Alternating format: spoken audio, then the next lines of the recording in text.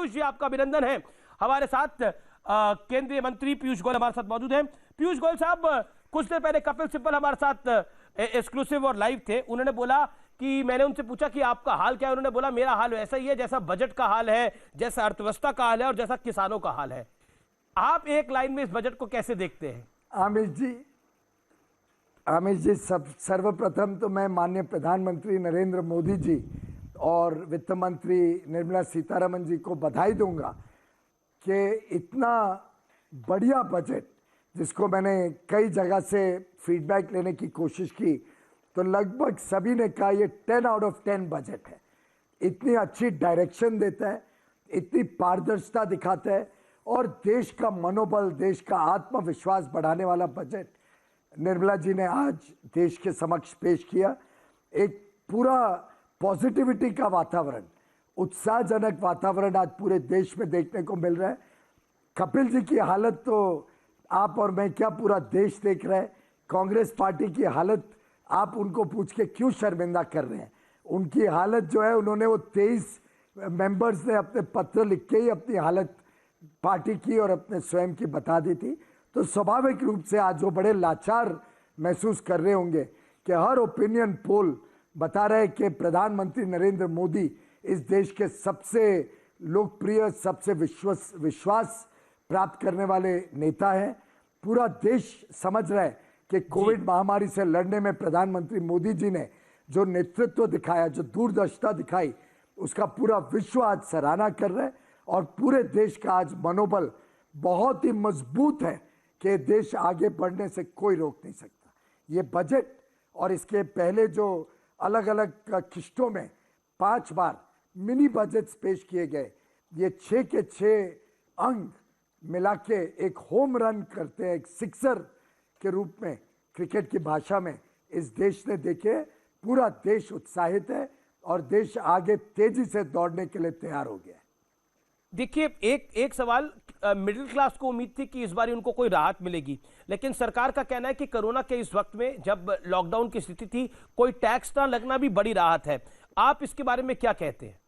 आज के दिन कोरोना महामारी से निकलते हुए देश की अर्थव्यवस्था को भी पटड़ी पे लाना है, अर्थव्यवस्था को पंख देने हैं, व्यवस्थाओं को सुधार करना है, चाहे वो स्वास्थ्य की व्यवस्था हो, चाहे वो शिक्षा की व्यवस्था हो, आधारभूत सुविधाओं को बढ़ाना है जिससे और लोगों को काम के अवसर मिले, अर्थव्यवस्था में और तेजी आए, उपभोक्ताओं के हाथ में पैसा आए।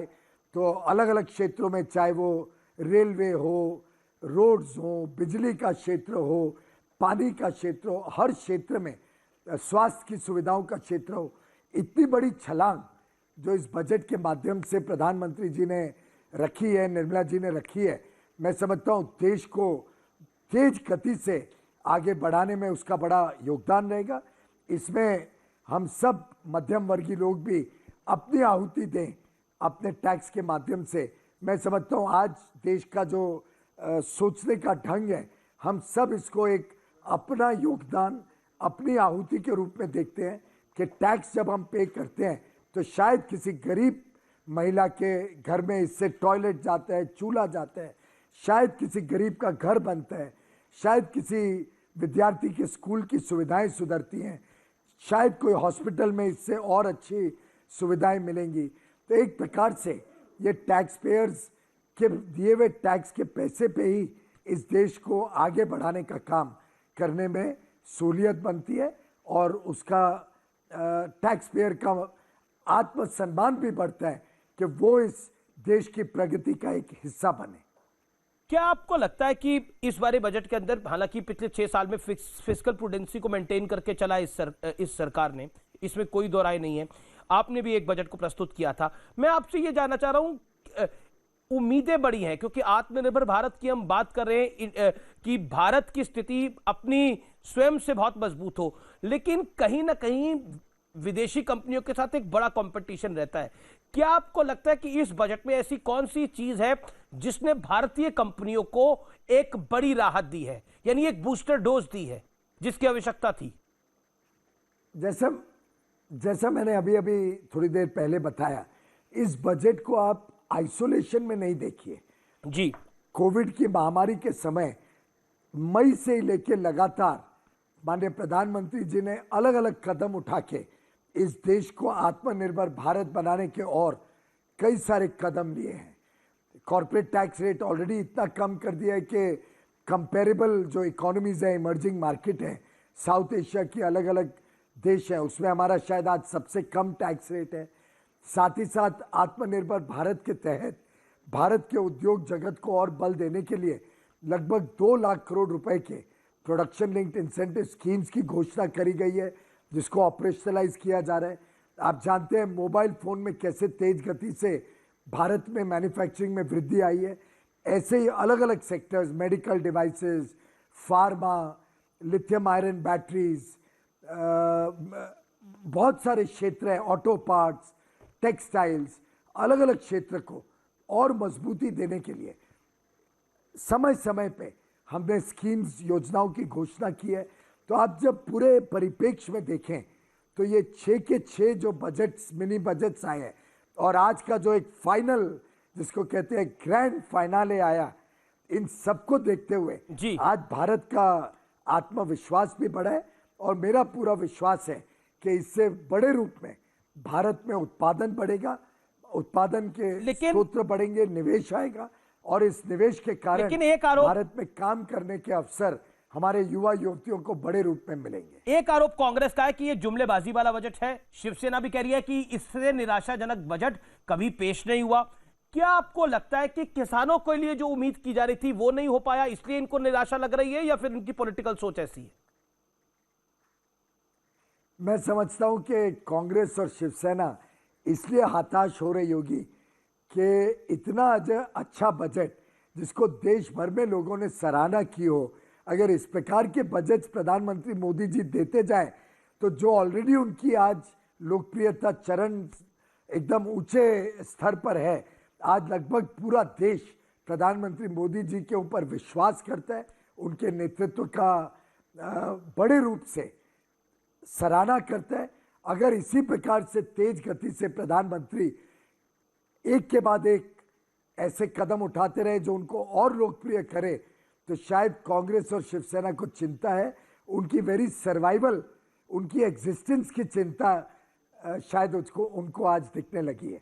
और शिवसेना तो जानती है कि पिछला चुनाव भी वो प्रधानमंत्री मोदी जी की फोटो उनके नेतृत्व में लड़के ही जीत पाई थी।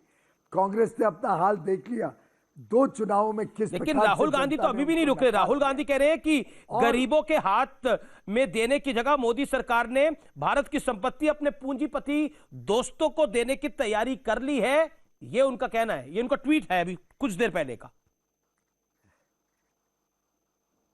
आमिर जी, उनके ट्वीट तो मैं समझता हूं देश ने अभी सीरियसली लेना ही बंद कर दिए, क्योंकि जो नासमझ उन ट्वीट्स में नजर आती है, जो अर्थव्यवस्था के बारे में उनकी शायद समझदारी में कुछ कमजोरी है या उनको आंकड़े ग्रहण करने में शायद कुछ तकलीफ लगती होगी, वो सरासर दिखती है। क्योंकि इस बजट में तो गरीबों पे कुछ भार पड़ा ही नहीं है, सिर्फ सुविधाएं ही सुविधाएं दी गई हैं। तो मैं समझता हूं कि इस प्रकार का बेबुनियाद आरोप लगाना अपने आप में दर्शाता है कितनी उनको समझ है अर्थव्यवस्था की और इस बजट की। लेकिन स्टॉक मार्केट ने आज जोरदार सलामी दी है, लेकिन कपिल सिब्बल से जब मैंने ये सवाल पूछा तो उन्होंने बोला शेयर बाजार देश का मिजाज नहीं बताता। आप तो मुंबई से आते हैं। ये इनकी सिलेक्टिव थिंकिंग होती है। कभी कभी जब उनके बजट के समय शेयर बाजार बढ़ता था तो बताते थे देखो कितना शेयर बाजार उछला है, तो हमारा बजट ड्रीम बजट है। और आज जब ये हमारी सरकार ने कभी ओवरस्टेट नहीं किया हमारी उपलब्धियों को, हमने अपने आप को ऑलवेज अंडरस्टेटेड रखा है। हमारे लिए गरीब, किसान, जो वंचित, शोषित, पीड़ित जो जनता है, उसको कैसे सुविधाएं पहुंचे, कैसे ईमानदारी आए सिस्टम में, कैसे ईज ऑफ लिविंग हो, कैसे हर वर्ग के लिए कुछ ना कुछ हम दे पाए, हमने हर वक्त उसको प्राथमिकता दी है। हर वक्त सोचा कि हमारे युवा युवतियों के लिए क्या कर सके, किसान, शिक्षा, स्वास्थ्य के लिए क्या कर सके, महिलाओं को क्या दे सके। हमने मैं समझता हूं हमने बड़े स्टेटमेंट्स जो कांग्रेस करती थी उस प्रकार की राजनीति। पीयूष जी, किसान बड़ा महत्वपूर्ण है क्योंकि आप नेगोशिएशन टेबल पे थे।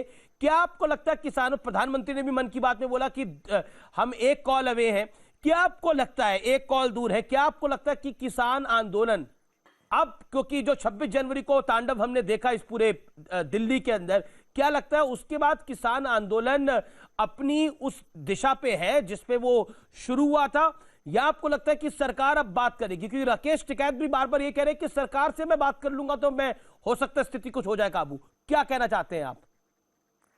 देखिए, प्रधानमंत्री नरेंद्र मोदी जी हर वक्त किसानों के लिए संवेदनशील रहे हैं।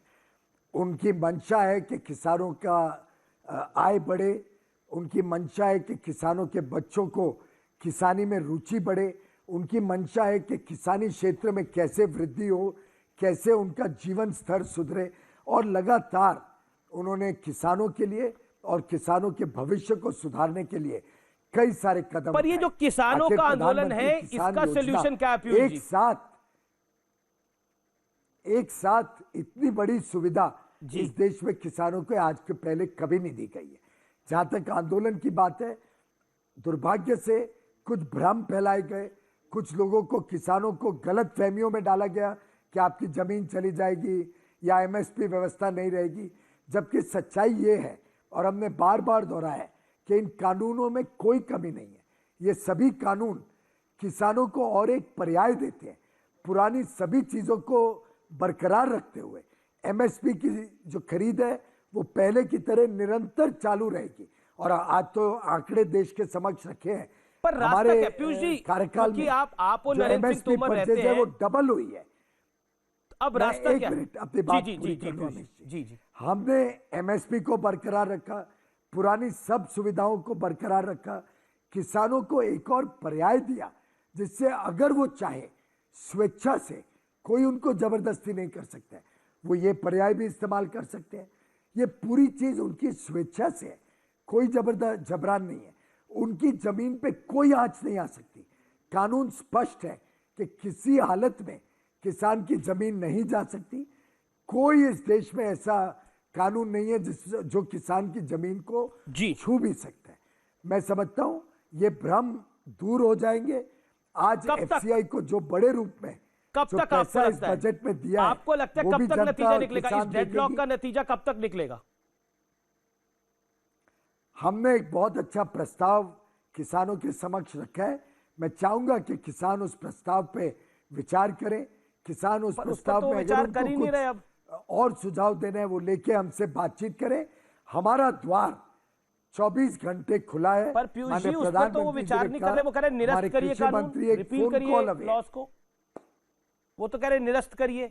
देखिए, अगर कानून में कोई त्रुटि होती, कोई कमियां होती, तो ये सरकार इतनी संवेदना रखती है कि हम खुले दिल से हर चीज के बारे में चर्चा करने के लिए तैयार हैं, और अगर कोई कमी है, कोई कमी वो हमें बता सकते हैं तो हम उस पर भी विचार कर सकते हैं कि कमी को कैसे दूर करी जाए।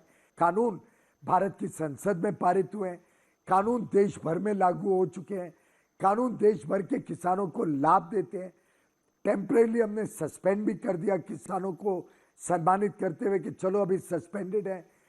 सुप्रीम कोर्ट ने सस्पेंड किया, हमने उसको और बढ़ा के कहा कि हम 1.5 वर्ष तक के लिए सस्पेंड करने के लिए तैयार हैं। और चलिए बातचीत से आप बताइए तो सही, आपको क्या डर है, आपको कहाँ चिंता है, क्या गलत किया? पर अगर कोई गलती नहीं की है तो क्यों पूरे देश के किसानों को इसके लाभ से वंचित रखना चाहिए? बहुत बहुत शुक्रिया पीयूष गोयल हमारे साथ जुड़ने के लिए, हर सवाल का जवाब देने के लिए। Thank you so much, pleasure having you Piyush Goyal, वाणिज्य मंत्री, रेलवे मंत्री। आपका बहुत बहुत शुक्रिया हमारे साथ जुड़ने के लिए न्यूज 18 पर।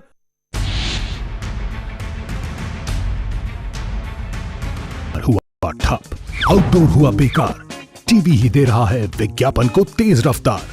करोड़ों दर्शकों तक न्यूज 18 पहुंचाएगा आपका ऐड।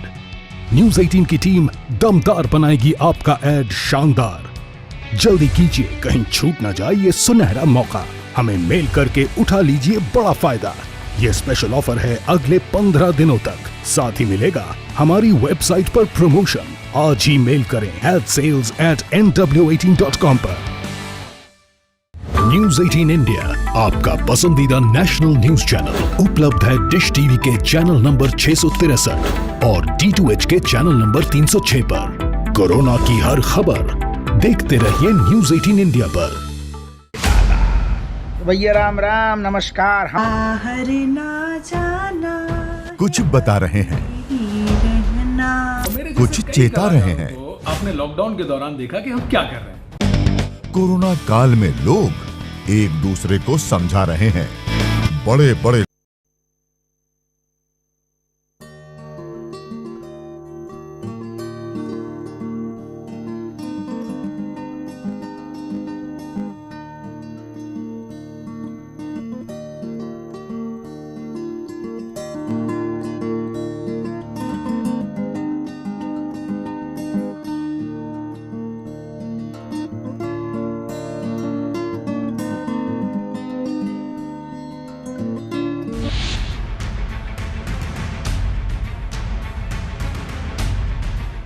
नमस्कार, मेरा पहला सवाल आपसे ये है कि कोरोना के इस काल के दौरान ये बजट आया, कितना मुश्किल भरा ये काम रहा? क्योंकि कहीं ना कहीं ये बार बार आकलन लगाया जा रहा था कि अर्थव्यवस्था श्रिंक हुई है। कोविड के समय जब लॉकडाउन हुआ, आप देश की जनता के साथ क्या साझा करना चाहेंगे? अमित जी, मैं पहली बात तो ये कहूँगा, जहाँ इस महामारी ने दुनिया भर के सामने एक बड़ा संकट खड़ा किया है। बहुत सारे देश हैं जो अर्थव्यवस्था बचाने की बात करते हैं, तो कुछ हैं जो जान बचाने की बात करते हैं। हमारे प्रधानमंत्री मोदी जी ने जान है तो जहान है, इस मूल मंत्र के साथ काम किया और दुनिया भर में मृत्यु दर सबसे कम रही तो भारत में रही। और इसके साथ साथ जहान को बचाने के लिए जान भी और जहान भी जब ये निर्णय किया तो आत्मनिर्भर पैकेज लेकर आए। उसके चलते इतना बदलाव आया है कि पिछले 4 महीनों में जीएसटी कलेक्शन लगातार 1 लाख करोड़ से ज़्यादा रही और जनवरी में तो 1,20,000 करोड़ के लगभग हुई, जो आज तक की सबसे ज़्यादा है। जी, इस बार का बजट इसलिए चुनौती भरा था कि आमदन कम थी और खर्चा आप सब लोग कहते थे ज़्यादा करना है, और हमने वही किया। देश हित में अर्थव्यवस्था को तेजी देने के लिए, आत्मनिर्भर भारत के निर्माण के लिए हम लोगों ने खर्चे को बढ़ाने का जिम्मेदारी ली है और स्वास्थ्य के क्षेत्र में 137% ज़्यादा वृद्धि होगी। 2,23,000 करोड़ से ज़्यादा खर्चा होगा। 35,000 करोड़ के लगभग वैक्सीन पे भी खर्चा हो रहा है। और यही नहीं, 1,18,000 करोड़ रुपया सड़कों के ऊपर, 1,10,000 करोड़ रुपया रेलवे के कैपिटल एक्सपेंडिचर पर, और 50,000 करोड़ रुपया जल जीवन मिशन हो या 20,000 नई बसें खरीदने की बात हो। इस तरह से इंफ्रास्ट्रक्चर पर जो खर्चा करने जा रहे हैं, उससे देश भर में एक नई गति अर्थव्यवस्था को मिलेगी। और जो कहते हैं कि जितना सरकार खर्च करती है उसके लगभग 2.5 गुना ज़्यादा इम्पैक्ट उसका नज़र आता है, जो मल्टीप्लायर इफेक्ट उसको कहते हैं। तो इससे भी आप देखेंगे आने वाले समय में और तेजी आएगी। और जो दुनिया भर की एजेंसीज ने कहा कि भारत लगभग 11.5-12% की दर से बढ़ेगा, निश्चित तौर पर इस साल हम वो जी IMF ने भी कहा। जी जी जी अनुराग जी, लेकिन महत्वपूर्ण ये है कि आप हो गए वित्त मंत्री, निर्मला जी हो गई, आप फाइनेंस मिनिस्ट्री होगी, बार बार कह रही है कि ये बजट आत्मनिर्भर भारत को और सहायक बनाएगा। लेकिन राहुल गांधी कह रहे हैं कि ये बजट जो है वो असल में सूट बूट वालों के लिए है। Exactly what he said, I am quoting it. Forget pushing cash in the hands of people. Modi government plans to hand over India's asset to its crony capitalist friends. क्या आपको लगता है कि budget के कुछ ही मिनटों बाद इस तरह की प्रतिक्रियाएं आने लग गई थी, खासतौर पे कांग्रेस पार्टी की ओर से? क्या आपको लगता है वो आप बजट समझा नहीं पाए या वो समझ नहीं पाए? देखिए, वो हाउस में बैठेंगे तो समझ पाएंगे, पर आज तो हाउस राहुल जी जितनी देर बैठे उतनी देर कितनी देर किससे बात करते रहे, उसके बाद उठ के चले गए। जो भी किया होगा मैं उस पर नहीं जाना चाहता हूँ, उनकी अपनी इच्छा है। कितनी गंभीरता उनको सदन के अंदर दिखानी वो उनके ऊपर निर्भर करता है। लेकिन जो प्रश्न उन्होंने उठाया, मैं उनसे एक सवाल पूछना चाहता हूँ।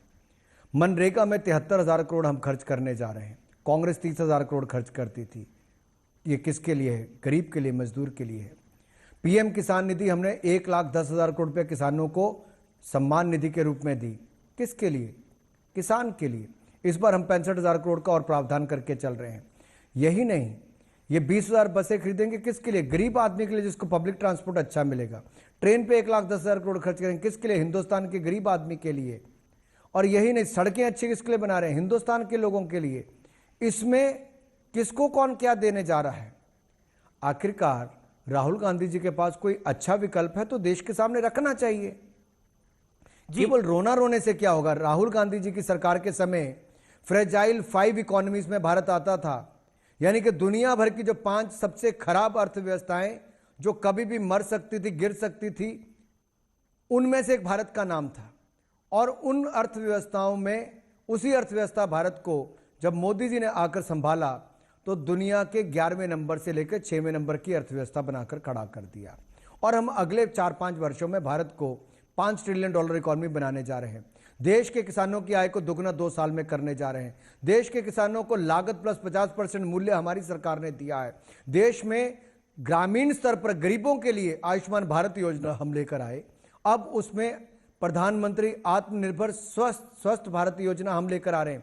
64,180 करोड़ रुपया खर्च करने जा रहे हैं अमित जी। और यही नहीं, आयुष्मान भारत योजना हम लेकर आए, 50 करोड़ लोगों को 5 लाख रुपए का इलाज मुफ्त में देते हैं। कोई आज से पहले क्यों नहीं कर पाया? एकलव्य स्कूल 750 हम बनाने जा रहे हैं, 100 सैनिक स्कूल बनाने जा रहे हैं। एम्स हमने पहले से ज्यादा दुगने बना दिए। ग्रामीण क्षेत्रों में हेल्थ सेंटर्स हो, वेलबींग सेंटर्स हो, उनमें सुधार हम करने जा रहे हैं। एक चीज, आखिरकार ये पैसा किसके लिए है? ये देश के गरीब के लिए, महिला के लिए, मजदूर के लिए और नौजवान के हित में। अनुराग जी, मेरा आपसे एक महत्वपूर्ण सवाल है, क्योंकि सरकार नरेंद्र मोदी की सरकार फिस्कल प्रूडेंसी के लिए जानी जाती है। पिछले 5-6 साल के अंदर एक अच्छी फिस्कल प्रूडेंसी इस सरकार ने जनरेट करी है, क्रिएट करी है, इसमें कोई दराई नहीं है। और आज जिस तरह का बजट आया उसको स्टॉक मार्केट्स ने भी सलामी दी है। हम कह सकते हैं कि बीएस, चाहे बॉम्बे स्टॉक एक्सचेंज हो, चाहे एनएसई हो, दोनों इंडेक्स जो है वो आज काफी बढ़त के साथ बंद हुए। लेकिन एक पॉइंट जो कि महत्वपूर्ण है, जो कि कई विचारक भी कह रहे हैं और खास तौर पर फॉर्मर फाइनेंस मिनिस्टर भी इस बात को कह रहे हैं कि सरकार की योजना क्या है रोजगार देने के लिए। सरकार से जब रोजगार पे सवाल पूछो तो सरकार कहती है देखिए हम इंफ्रास्ट्रक्चर में पैसा खर्च कर रहे हैं, रोजगार उससे क्रिएट होगा, उससे जनरेट होगा। लेकिन इंफ्रास्ट्रक्चर पे तो हर सरकार ही पैसा खर्च करती थी। एक लॉजिक और एक तर्क ये भी दिया जाता है। Anurag Thakur, over to you. मैं 2 बातें कहूंगा जी। कांग्रेस के समय महंगाई दर 12% थी, जो हमारे 5 साल पहले मोदी सरकार के रहे तो 4% से कम ही रही। दूसरी बात, उनके समय जो फिस्कल डेफिसिट था वो 5.5-6% तक रहता था। हम कम करते करते उसको 3.4% पर ले आए और इस साल कोविड ना होता तो शायद हम 3.2% पे भी ले आते। लेकिन परिस्थितियां ऐसी पैदा हुई कि सरकार को खर्चा ज्यादा करना था और कर्जा लेना था। हमने देश के सामने बात रखी कि हम कर्जा लेकर हर गरीब से गरीब व्यक्ति को भी सुविधा देंगे। हमने दी, जान भी बचाई, जहान भी बचाया। अब अर्थव्यवस्था तेजी के साथ पटरी पर आ रही है, वी शेप रिकवरी हो रही है। दुनिया भर की एजेंसीज ने कहा कि भारत तेजी के साथ आगे बढ़ेगा। दुनिया भर में अगर पॉजिटिव ग्रोथ कहीं पर बात हो रही तो हिंदुस्तान की हो रही है। एफडीआई निवेश सबसे ज्यादा आया तो भारत में आया, महामारी के समय में भी आया। तो पूर्व वित्त मंत्री हो या राहुल गांधी जी हो या कोई भी बात करते हो, ये लॉजिक से परे बात कर रहे हैं। आज दुनिया भर का व्यक्ति यही कहता है कि भारत को, सरकार को ज्यादा निवेश करना चाहिए ताकि रोजगार उत्पन्न हो। अगर सड़कें बनेंगी, नेशनल हाईवेज बनेंगे, ग्रामीण सड़कें बनेंगी, हेल्थ सेंटर बनेंगे, अस्पताल बनेंगे, रेलवे लाइन बिछेगी, एमएसएमई को काम धंधा मिलेगा, बैंकों को रिकैपिटलाइजेशन होगी और डीएफआई संस्थाएं बड़ी बड़ी बनेंगी, तो सारा पैसा कहां जाएगा? टेक्सटाइल पार्क 7 बनेंगे, मोबाइल डिवाइसेस के पार्क बनेंगे, medical devices and diagnostic centre के पार्क बनेंगे। इसमें जो रोजगार लाखों लोगों के लिए उत्पन्न होगा, किसके लिए? हिंदुस्तान के लोगों के लिए होगा। और प्रोडक्शन लिंक इंसेंटिव स्कीम्स जो हैं वो किसके लिए? कंपनीज के लिए 1,97,000 करोड़ रुपए का प्रावधान किया गया है कि 5 साल में उनको इंसेंटिव देंगे ताकि हिंदुस्तान से एक्सपोर्ट ज्यादा हो। आप फॉरेक्स भी ज्यादा कमाएंगे, रोजगार भी ज्यादा देंगे, अर्थव्यवस्था को भी ऊपर लेकर जाएंगे। एक तीर से 3 निशाने आप कर सकते हैं, तो क्यों नहीं? लेकिन चलिए, आपने बोला एक तीर से 3 निशाने, लेकिन ये एग्रीकल्चर सेस ही किसका निशाना था? और क्या इससे पेट्रोल और डीजल तो निशाने पे नहीं आ जाएगा? क्योंकि फॉर्मर फाइनेंस मिनिस्टर चिदम्बरम साहब ने बोला ये पहली सरकार है जो ये लॉजिक दे रही है कि हमने सेस लगा दिया लेकिन पेट्रोल डीजल की कीमतें नहीं बढ़ेंगी। और एग्रीकल्चर सेस पर आप क्या कहना चाहेंगे? What is this all about? क्योंकि शायद चिदम्बरम जी ने ये नहीं देखा कि हमारी सरकार इतनी पारदर्शी तरीके से काम करती है जी, कि जो उनके समय में बजट बनते थे, एक्सटर्नल बोरोइंग की बात उस पर पूरी आती नहीं थी, पूरी जानकारियां दी नहीं जाती थी। हमारी सरकार ने एक्सटर्नल बोरोइंग की भी पूरी जानकारी दी, यहां तक कि जो नेशनल स्मॉल सेविंग फंड में से पैसा इकट्ठा होता था उसको एफसीआई को दिया जाता था कर्जे के रूप में, खरीद करने के लिए, और आगे जो पीडीएस सिस्टम चलता था, हमने वो नहीं किया। हमने अपने बजट पर लिया है, पारदर्शी तरीके से अपने बजट को पेश किया है। हम कुछ छिपाते ही नहीं है। मैं आपके चैनल पर ठोक बजा के कह रहा हूं, पूरे मन के साथ कह रहा हूं, पूरी स्पष्टता के साथ कह रहा हूं, पेट्रोल डीजल के दाम केंद्र सरकार की इस नीति के कारण नहीं बढ़ सकते। ये इंपॉर्टेंट बात है। वित्त राज्य मंत्री का स्पष्ट रूप से कहना है कि पेट्रोल डीजल के दाम नहीं बढ़ने वाले हैं। जो सेस है वो टैक्स मैनेजमेंट है, लेकिन उसका कोई लेना देना नहीं है कीमतों के साथ। कीमतें नहीं बढ़ने वाली है, यानी आम जनता की जेब से कुछ नहीं निकलेगा। जी बहुत बहुत शुक्रिया। यानी भरोसा पूरा है कि किसान भी मान जाएंगे। अनुराग ठाकुर, वित्त राज्य मंत्री, thank you so much for this interview. Anurag Thakur, आपका बहुत बहुत अभिनंदन। आपका बहुत बहुत धन्यवाद।